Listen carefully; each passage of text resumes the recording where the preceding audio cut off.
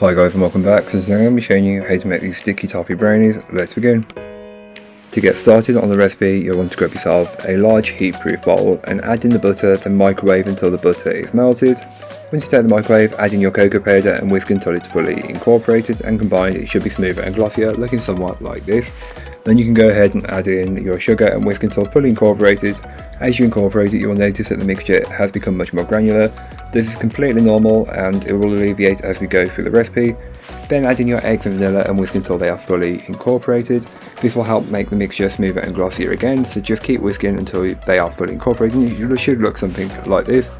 Then add in your dry ingredients, which starting with the flour, and because I'm not adding chocolate chips to this, we can fold the flour almost fully in.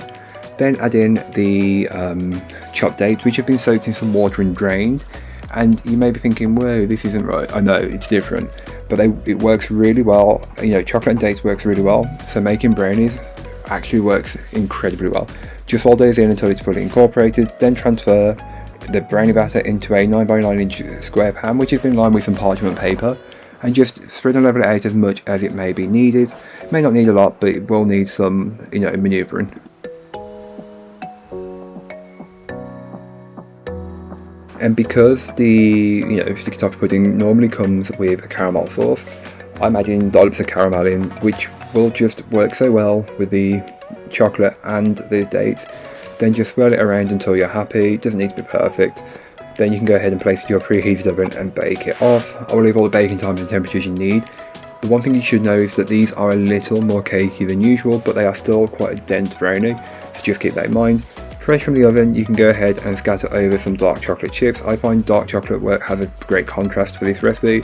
Then some fudge or caramel pieces, and then just let them cool completely.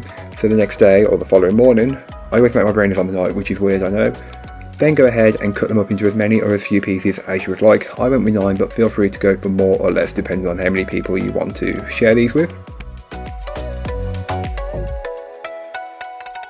So here is what the sticky toffee brownie looks like. It's got a slightly more cakey texture, as I mentioned earlier on, but it's still got that dense, it just tastes so good. And you can really taste the dates in there. But that's all for today. I hope you enjoyed. If you did, don't forget to like, comment and subscribe for more from me, and I'll be back again soon with another recipe, so join me then. In the meanwhile, don't forget to check out the description. There'll be a link to this recipe, a link to my blog, and links to my social medias. But that's all for today. I hope you enjoyed. Bye guys.